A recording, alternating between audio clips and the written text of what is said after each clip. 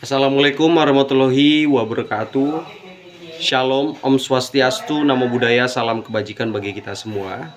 Sebelumnya perkenalkan, nama saya Rolando Nababan dengan NPM 2212 011478 dengan dosen pengampu Ibu Rilda Murniati SHM Hum pada mata kuliah Hukum Etika dan Profesi.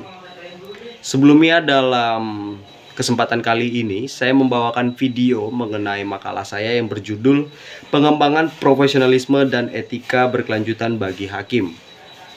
Latar belakang saya membuat makalah ini tidak lain dan tak bukan adalah berangkat dari kejadian kontemporer yang sedang terjadi atau yang sedang marak terjadi pada peristiwa hakim yang banyak ditangkap oleh KPK, kejaksaan karena adanya dugaan tercatut dalam kasus korupsi. Dan kemudian pembahasan ini mengenai bentuk-bentuk pengembangan profesionalisme dan etika hakim serta peran Mahkamah Agung dalam penguatannya.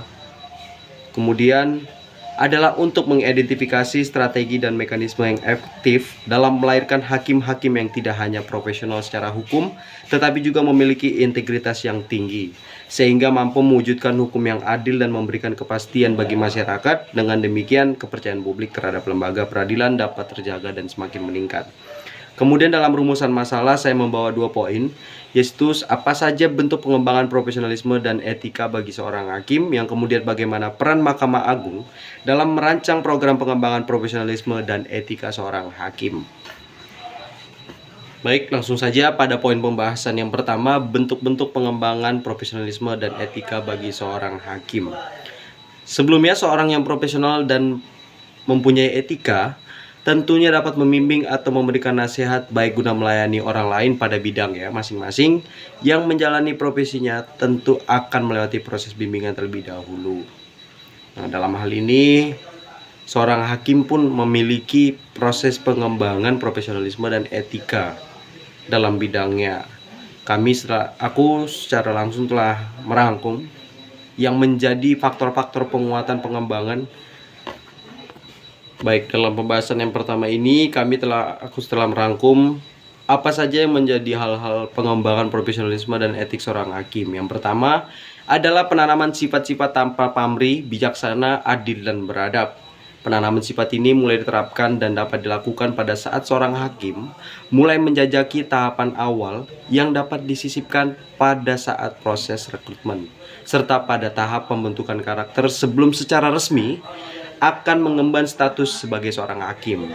Yang kedua, adanya atau perlunya penguatan prinsip Pancadharma hakim, yakni ada 5, yaitu Kartika, ketuhanan yang Maha Esa; Cakra, yaitu hakim yang bersifat adil; Candra, bersikap bijaksana dan berwibawa; Sari, hakim berbudi luhur dan tidak tercela; Tirta, yang artinya hakim bersifat jujur.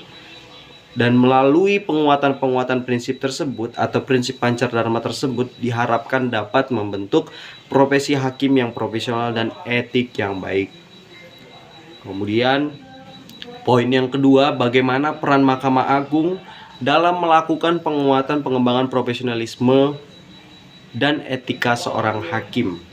Kita perlu tahu kekuasaan kehakiman pada sistem ketenagakerjaannya Indonesia berada dalam tempat yang merdeka dan bebas dari intervensi. Dan Mahkamah Agung jadi salah satu badan peradilan yang menaungi pengadilan di bawahnya. Hal ini sesuai dengan pasal 24 ayat 1 dan ayat 2 dan ayat 3 Undang-Undang NKRI 1945. Dan di sini peranan Mahkamah Agung menjadi penting tentunya. Selain sebagai pelaksana, tentunya sebagai penekan dan penguatan pengembangan profesionalisme dan etik seorang hakim yang berada dalam kekuasaan kehakiman. Di sini juga saya telah merangkum dalam pembahasannya peranan Mahkamah Agung dalam menguatkan profesionalisme dan etik seorang hakim pada kekuasaan kehakiman. Yang pertama tentunya menjamin adanya hakim yang bebas dari independensi dan bebas dari intervensi serta tekanan dari lain atau penguasa. Baik ini pada proses pemilihan rekrutmen, yang tentunya hal ini dapat menjadi dasar ketidakberpihakan Mahkamah Agung ketika memilih seorang hakim yang bijaksana nantinya. Dan kemudian untuk mengimplementasikan hal tersebut, tentunya Mahkamah Agung telah membuat peraturan yang menjadi harmonisasi Undang-Undang Dasar 1945 serta Pancasila guna menciptakan kekuasaan kehakiman yang sesuai dengan prinsip yang adil dan bebas intervensi dari pihak lain. Yang kedua, menjalankan fungsi-fungsi Mahkamah Agung terhadap pelaksanaan kekuasaan kehakiman. Dalam hal ini, Mahkamah Agung memiliki beberapa fungsi yang tentunya membantu untuk melaksanakan penguatan pengembangan profesionalisme seorang hakim. Yang pertama, ada fungsi peradilan, di mana Mahkamah Agung menjaga keseragaman antara lembaga hakiman di bawahnya agar tidak terjadi pelanggaran hak-hak setiap orang. Yang kemudian ada fungsi pengawasan oleh Mahkamah Agung. Hal ini terkait dengan perbuatan, tindakan, dan perilaku hakim serta institusi terkait yang dilakukan tanpa mengurangi independensi seorang hakim dalam memeriksa dan memutus suatu perkara.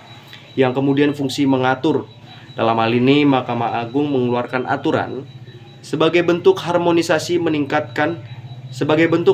undang-undang kekuasaan kehakiman guna meningkatkan komunikasi dan kepastian hukum bagi setiap pelaksana hukum.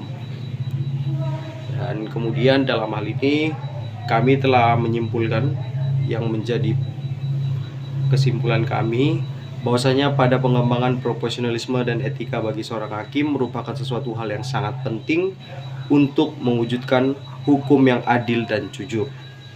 Oleh karenanya, dalam menjalankan fungsi dan perannya, Mahkamah Agung di sini berfungsi dan untuk mencegah pelanggaran serta mengeluarkan peraturan untuk meningkatkan kepastian hukum dalam pelaksanaan kepastian hukum.